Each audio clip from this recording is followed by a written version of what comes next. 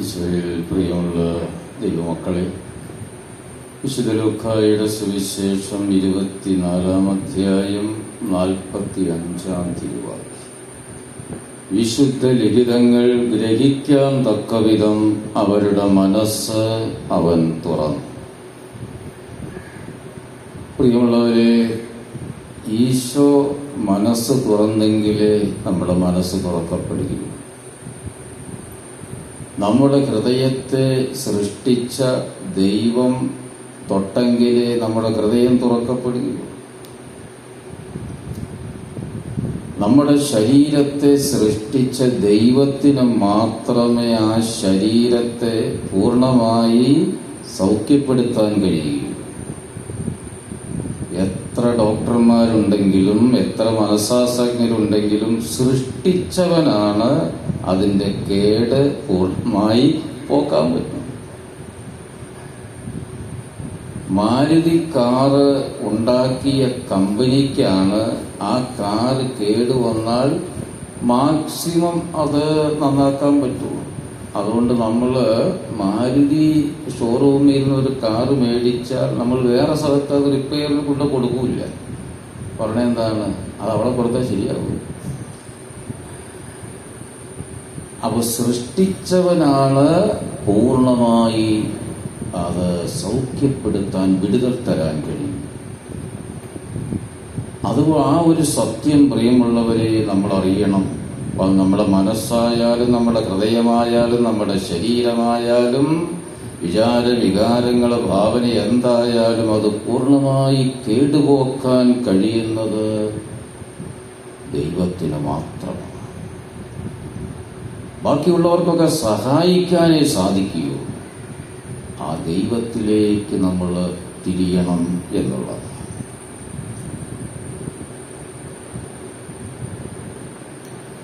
മർക്കോസിന്റെ സുവിശേഷത്തിൽ കർത്താവ് അരുളി ചെയ്യുന്നുണ്ട്, വിശുദ്ധ ലിഖിതമോ ദൈവത്തിന്റെ ശക്തിയോ അറിയാത്തത് കൊണ്ടല്ലേ നിങ്ങൾക്ക് എന്തു പറ്റുന്നത്? തെറ്റുപറ്റുന്നത്. ഹല്ലേലൂയ. നമ്മുടെ ഇന്ന് വരെയുള്ള ജീവിതത്തിൽ ഏത് തെറ്റും നിങ്ങൾ പരിശോധിച്ച് നോക്കിക്കോ. അതിങ്ങനെ ചെകഞ്ഞ് ചെന്ന് അതിൻ്റെ കാരണം, ആ തെറ്റ് ചെയ്യാനുള്ള കാരണം നമ്മൾ പരിശോധിച്ച് ചെല്ലുമ്പോൾ ഒരു സത്യം നമുക്ക് മനസ്സിലാകും. ദൈവത്തിൻ്റെ വചനമറിയാത്തത് കൊണ്ട്, കർത്താവിൻ്റെ ശക്തി അറിയാത്തത് കൊണ്ടാണ് ഞാൻ ആ തെറ്റിൽ വീണത്. നമ്മൾ അതിന് പല ന്യായീകരണങ്ങളും ഒക്കെ പറയായിരിക്കും. അതാണ്, ഇതാണ്, അവരാണ്, ഇവരാണെന്നൊക്കെ പറയായിരിക്കും. പക്ഷെ ആത്യന്തികമായിട്ട് തമ്പുരാന്റെ വചനമറിയാത്തത് കൊണ്ട്, ദൈവത്തിന്റെ ശക്തി അറിയാത്തത് കൊണ്ടാണ് ആ തെറ്റ് സംഭവിച്ചത്. നമ്മൾ ഈ കടകളിൽ നിന്നൊക്കെ വിലപിടിപ്പുള്ള ഉപകരണങ്ങൾ, യന്ത്രങ്ങൾ, മെഷീനറീസൊക്കെ മേടിക്കുമ്പോൾ അവര് അതിൻ്റെ കൂടെ ഒരു കടലാസ് തരും, ഒരു ലീഫ്ലെറ്റ് അല്ലെങ്കിൽ ഒരു മാനുവൽ ബുക്ക് തരും. നിങ്ങൾ കിട്ടിയിട്ടുണ്ടോ? അതെന്താണത്? അപ്പൊ ആ കമ്പനി ഉദ്ദേശിക്കുന്നത് ഈ മാനുവൽ ബുക്ക്, ഈ കടലാസ്, അത് നിങ്ങൾ പൂർണ്ണമായിട്ട് വായിക്കണം. ഇതെങ്ങനെയാണ് ഈ ഉപകരണം പ്രവർത്തിപ്പിക്കേണ്ടതെന്ന് അതിലെഴുതി വെച്ചിരിക്കുക. അപ്പൊ നമ്മളത് വായിക്കാതെ ഈ മെഷീൻ പ്രവർത്തിപ്പിച്ചാൽ എന്ത് സംഭവിക്കും? ഒരു പൊട്ടിത്തെറി കേൾക്കാം, ഒരപകടം, ഒരു കത്തി പിടിക്കല്, തീ പിടിക്കല്. കാരണം എന്താണ്? നമ്മളിത് വായിച്ചില്ല. ഇതെങ്ങനെയാണ് പ്രവർത്തിപ്പിക്കേണ്ടതെന്ന് അറിയില്ല. ഈ ദൈവമക്കളെ, ഇതുപോലെയാണ് നമ്മുടെ ജീവിതം. കർത്താവ് നമുക്ക് ഈ ജീവിതം തന്ന് വിടുമ്പോൾ ഒരു മാനുവൽ ബുക്ക് ദൈവം നമുക്ക് തരുന്നുണ്ട്. അതാണ് ഈ വിശുദ്ധ ഗ്രന്ഥം. ഇത് വായിക്കാതെ ജീവിതം മുന്നോട്ട് കൊണ്ടുപോകാം എന്ന് വിചാരിച്ചാൽ ഇന്നല്ലെങ്കിൽ നാളെ ഒരു പൊട്ടിത്തെറി ഉറപ്പ്. കാരണം എന്താ? ഇതെങ്ങനെയാണ് ഈ ജീവിക്കേണ്ടതെന്ന് ഞാൻ മനസ്സിലാക്കിയില്ല. നമ്മുടെ കുടുംബം അതൊരു സ്ഥാപനമാണ്. ആ കുടുംബത്തില് ഈ കത്ത് വായിക്കാതെ, തമ്പുരാന്റെ കത്ത് വായിക്കാതെ ആ കുടുംബ ജീവിതം മുന്നോട്ട് കൊണ്ടുപോകുന്ന അപ്പനായാലും അമ്മയായാലും മക്കളായാലും ഇന്നല്ലെങ്കിൽ നാളെ ആ കുടുംബത്തിൽ ഒരു പൊട്ടിത്തെറി, ഒരു തകർച്ച നമുക്ക് പ്രതീക്ഷിക്കാം. ഞാൻ ഈ കത്ത് വായിച്ചു. അതുകൊണ്ടാണ് കർത്താവ് വിശുദ്ധ ലിഖിതമോ ദൈവത്തിൻ്റെ ശക്തിയോ അറിയാത്തത് കൊണ്ട് നിങ്ങൾക്ക് തെറ്റുപറ്റി. പ്രിയ ദൈവമക്കളെ, ഈ വിശുദ്ധ ഗ്രന്ഥം നമ്മുടെ എല്ലാവരുടെയും ഭവനങ്ങളിലുണ്ട്.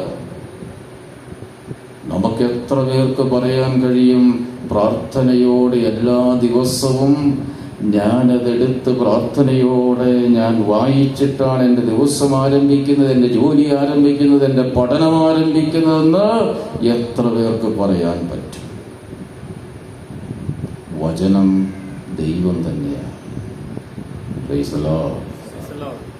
ആദിയിൽ വചനമുണ്ടായിരുന്നു, വചനം ദൈവത്തോടു കൂടിയായിരുന്നു, വചനം ദൈവമായിരുന്നു. വചനമായ ദൈവമാണ് നമ്മുടെ വീട്ടിലിരിക്കുന്നത്, മേശപ്പുറത്തിരിക്കുന്നത്. എന്നിട്ടത് സ്വീകരിക്കാൻ നമുക്ക് കഴിയുന്നുണ്ട്. അപ്പോൾ പ്രശ്നങ്ങൾ, പ്രതിസന്ധികൾ ഉണ്ടാകുമ്പോൾ നമ്മൾ അങ്ങോട്ടോ ഇങ്ങോട്ടോ ഓടിയിട്ടോ കാര്യമില്ല. ഉത്തരം ഇവിടെ തന്നെയുണ്ട്. ഈ വിശുദ്ധ ലിഖിതം നമ്മൾ അറിയുന്നില്ല. അതറിയണമെങ്കിൽ നമ്മുടെ മനസ്സ് തുറന്നു തരണം, മനസ്സ് തുറക്കണം. കർത്താവിൻ്റെ അടുക്കിലേക്ക് നമ്മുടെ മനസ്സും ഹൃദയവും കൊണ്ടുചെല്ലണം. മനസ്സ് തുറക്കണം അവൻ. ഇല്ലെങ്കിൽ നമുക്കറിയാൻ പറ്റും. ഇപ്പൊ മഗ്ദലന മറിയം ആ കല്ലറയുടെ അടുത്ത് നിന്നു. അവൾ ഈശോയെ അന്വേഷിക്കുന്നു. ഈശോ അവിടെ അടുത്തുണ്ടായിരുന്നു. പക്ഷെ അവൾക്ക് മനസ്സിലായോ? ഇല്ല. അവൾ വിചാരിച്ച തോട്ടക്കാരനാണ്. കാരണം കർത്താവ് അങ്ങോട്ട് വെളിപ്പെടുത്തി കൊടുത്തി. മറിയം എന്നങ്ങോട്ട് വിളിച്ചപ്പോഴാണ് അവൾക്ക് ഇത് കർത്താവാണെന്ന് മനസ്സിലായത്. അപ്പൊ കർത്താവിൻ്റെ ഒരു സ്പർശനം, ഒരു വെളിപ്പെടുത്തൽ, ഒരു ഇടപെടൽ ഉണ്ടാകുമ്പോഴേ നമുക്ക് ഇതൊക്കെ ഗ്രഹിക്കാനൊക്കെ സാധിക്കുകയുള്ളൂ. പ്രിയമുള്ളത്, ആ എമ്മാവൂസിലേക്ക് പോയ ശിഷ്യന്മാരുടെ കൂടെ ആരുണ്ടായിരുന്നു? കർത്താവ്. പക്ഷെ അവര് വിചാരിച്ചെന്താ ഒരു യാത്രക്കാരനാണ്. കണ്ടില്ലേ, അവർക്കത് മനസ്സിലാകുന്നില്ല. പക്ഷെ കർത്താവ് അപ്പമെടുത്തുയർത്തി വാഴ്ത്തി അവർക്ക് കൊടുത്തപ്പോൾ കണ്ണു തുറന്നു. കണ്ടോ, കർത്താവ് കണ്ണു തുറന്നു കൊടുത്തു. അവർക്ക് മനസ്സിലായി ഇത് കർത്താവ്. അവരുടെ ഹൃദയം കൊണ്ട് ജ്വലിച്ചു എന്നാണ് പറയുന്നത്. അപ്പൊ എന്താ സംഭവിച്ചത്? ക്ഷീണിച്ച അവശരായി നിരാശപ്പെട്ട് പോയി രാത്രി എവിടെയെങ്കിലും ഒന്ന് കിടന്നാൽ മതി എന്ന് വിചാരിച്ച ശിഷ്യന്മാര് ഹൃദയം ജ്വലിച്ചു കഴിഞ്ഞപ്പോൾ വിട്ടുപോവുകയാണ്, പുറത്ത് തിരിച്ചു പോവുകയാണ്. ഒരു ക്ഷീണം അവർക്കില്ല. ചിന്തിച്ചു, ഒരു ക്ഷീണവും പിന്നെ അവർക്കില്ല. ഈ കാര്യം പോയി മറ്റ് ശിഷ്യന്മാരെ അറിയിക്കണം. കണ്ടോ, സാക്ഷികളായിട്ട് ഓടുകയാണ്. ഇവർക്ക് ഈ പെട്ടെന്ന് വന്ന ചേഞ്ച് എന്താണ്? കർത്താവ് കണ്ണു തുറന്നു കൊടുത്തു. കർത്താവിനെ അവരനുഭവിച്ചു. വിശുദ്ധ കുർബാനെ അനുഭവിച്ചു. അവർ ഓടുകയാണ്. ഇപ്പോൾ പ്രിയമുള്ളവരെ, കർത്താവിൻ്റെ ഒരു സ്പർശനം, നമ്മുടെ ഹൃദയം, മനസ്സ് കർത്താവിൻ്റെ മുമ്പിൽ കൊണ്ട്, അത് വേറെ ആർക്കുമല്ല നമ്മൾ കൊടുക്കേണ്ടത്. അവൻ്റെ മുമ്പിൽ അവൻ ഹൃദയം തുറക്കും, മനസ്സ് തുറക്കും. ഒരു വിശുദ്ധൻ പറഞ്ഞതുപോലെ, തള്ളിത്തുറന്ന് അകത്ത് കയറുന്നവനല്ല ആര്?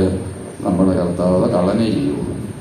വെട്ടിപ്പൊളിച്ച് തള്ളിത്തുറന്ന് തമ്പുരാൻ വന്നു വാതിലിൽ മുട്ടും, നീ തുറന്നു കൊടുത്താൽ അവൻ അകത്ത് പ്രവേശിക്കും, എന്നോടൊപ്പം വാഴും. യേശുവേ നന്ദി, യേശുവേ സ്തുതി, യേശുവേ സ്തോത്രം. ഒരു 47-ാം വചനം കർത്താവ് അവിടെ വചനം നമ്മൾ കേൾക്കുകയാണ്. പാപമോചനത്തിനുള്ള അനുതാപം അവന്റെ നാമത്തിൽ ജെറൂസലേമിൽ ആരംഭിച്ച് എല്ലാ ജനതകളോടും പ്രഘോഷിക്കപ്പെടേണ്ടിയിരിക്കുന്നു. ശിഷ്യർക്ക് കർത്താവ് ദൗത്യം കൊടുക്കുകയാണ്. നിങ്ങൾ ആരംഭിക്കേണ്ടത് എവിടെയാണ്? ജെറൂസലേമിന് പുറത്തല്ല. പിന്നെ എവിടെ ആരംഭിക്കണം? ജെറൂസലേമില. എന്ന് വെച്ചാൽ എന്താണ്? നിങ്ങളുടെ വീട്ടിൽ ആരംഭിക്കും. നമ്മളൊക്കെ പുറത്തു പോകാൻ ആഗ്രഹിക്കുന്നവരാണ്. പോരാന്ന ഈശോ പറഞ്ഞത്. ശക്തി കിട്ടിയിട്ട് നിന്റെ വീട്ടിൽ നീ ആരംഭിച്ചിട്ട് വേണം നീ അടുത്ത വീട്ടിലേക്ക് അങ്ങനെ അങ്ങനെ അങ്ങനെ പോകാൻ. അതാണ് ജെറൂസലേമിൽ ആരംഭിച്ച് ലോകം മുഴുവൻ എന്ന് പറയും. അപ്പോ ഇത് ചിന്തിച്ചു നോക്കി പ്രിയമുള്ളവരെ, എൻ്റെ വീട്ടിൽ എനിക്കൊരു സുവിശേഷമാകാൻ കഴിയുന്നുണ്ടോ? ഞാനെന്ന അപ്പൻ ഒരു സുവിശേഷമാണോ എൻ്റെ വീട്ടിൽ? ഞാനെന്ന അമ്മ ഒരു സുവിശേഷമാണോ? ചിന്തിച്ചാൽ നമ്മൾ ഞെട്ടിപ്പോവും. പലപ്പോഴും ഒരു ദുർവിശേഷം. അയൽക്കാർക്ക് എൻ്റെ വീട് ഒരു സുവിശേഷമാണോ? നമ്മളൊന്ന് ആത്മശോധന ചെയ്ത് നോക്കുകയാണ്. അപ്പോൾ നമ്മുടെ വീട്ടിലാണ് ആരംഭിക്കേണ്ടത്. എന്നിൽ, എൻ്റെ കൊച്ചു വീട്ടിലാണ് ആരംഭിക്കേണ്ടതെന്നാണ് കർത്താവ് പറയുന്നത്. ജെറൂസലേം വിട്ടു പോകരുത്, നീ ശക്തി പ്രാപിച്ച് അവിടെ നിന്ന് ആരംഭിക്കുക. ആരോ പറഞ്ഞതുപോലെ ഈ നാട്ടിൽ കൊള്ളാം വീട്ടിൽ കൊള്ളില്ലാത്തവരുണ്ട്. അതൊരു പഴഞ്ചൊല്ല. അതെന്താ? ചിലരുണ്ട് നാട്ടിൽ നല്ല മനുഷ്യരാണ്, പള്ളിയുണ്ട്, പട്ടക്കാരുണ്ട്, അവർ ചില സ്ഥാനങ്ങളിലൊക്കെ ഉണ്ടാകും, അവർ പൊതുപ്രവർത്തനവും കാര്യങ്ങളും ഒക്കെ ഉണ്ട്, എത്ര നല്ല ഫസ്റ്റ് മനുഷ്യനെന്ന് പറയും. പക്ഷേ വീട്ടിൽ അവരൊരു പ്രശ്നക്കാരൻ. എന്നോട് പലരും പറഞ്ഞിട്ടുണ്ട്, അച്ഛാ പുറമെ കാണുന്ന പോലെയല്ല കേട്ടോ ആള് വീട്ടില്. ശരിയത്. അവിടെയാണ് നമ്മുടെ തനി നിറം വെളിപ്പെടുന്നത്. അപ്പൊ നീ നിന്റെ വീട്ടിലാണ് ആരംഭിക്കേണ്ടത് സുവിശേഷം. എങ്കിലേ അതുകൊണ്ട് പ്രയോജനമുള്ളൂ. അപ്പൊ ശക്തി സ്വീകരിച്ച് നീ ആരംഭിക്കുക. ശക്തി, പരിശുദ്ധാത്മ ശക്തി കിട്ടി. ദൈവത്തിന്റെ ആയുധങ്ങൾ നീ എടുക്കണം. വേട്ടയ്ക്ക് ഒരാൾ പോവുക, തോക്കുമില്ല, അമ്പുമില്ല, വില്ലുമില്ല, പോയിട്ട് വല്ല കാര്യമുണ്ടോ? വേട്ടയ്ക്ക് പോകുന്നവന്റെ കയ്യിൽ എന്ത് വേണം? ആയുധം വേണം. ഇല്ലെങ്കിൽ പ്രശ്നമാണ്. അപ്പൊ നമ്മൾ കർത്താവിന് സാക്ഷികളായി പോകുന്നുവെങ്കിൽ പ്രിയമുള്ളവരെ, ഒരു ശക്തി, ഒരായുധം, ദൈവിക ആയുധം ആവശ്യമാണ്. അതുകൊണ്ടാണ് പൗലോസ് നമ്മളെ ഓർമ്മിപ്പിക്കുന്നത്, നിങ്ങൾ ദൈവത്തിന്റെ ആയുധങ്ങൾ ധരിക്കുവിൻ. ഹല്ലേലൂയ. വിശ്വാസത്തിന്റെ, പ്രാർത്ഥനയുടെ, വചനത്തിന്റെ ആയുധങ്ങൾ. നമുക്ക് പറ്റുന്ന കുഴപ്പം എന്താണെന്നറിയാമോ? ശത്രു ആരാണെന്നറിയാതെ നമ്മൾ ആയുധം എടുക്കുന്നു.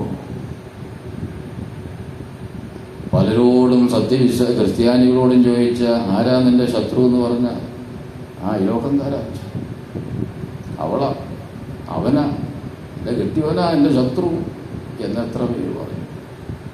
നമുക്ക് ശത്രുക്കൾ ഇതായിട്ടാണ് നമ്മൾ പോകുന്നത്. അപ്പൊ യഥാർത്ഥ ശത്രു അട്ടഹസിച്ച് ചിരിച്ചുകൊണ്ടിരിക്കുക. കൊള്ളാം. യഥാർത്ഥ ശത്രു എന്ന് പറയുന്ന ഒരു അത് തിന്മയുടെ ശക്തിയാണ്. അപ്പൊ ശത്രു ആരാണെന്ന് നോക്കി ആയുധമെടുക്കണം. ഈ കാട്ടാനകളൊക്കെ ഇറങ്ങുന്നുള്ള കാട്ടാന വരുമ്പോ ഒരു ചുള്ളിക്കമ്പ് കിട്ടിയെന്നാലോ ആയുധം ശരിയാണോ?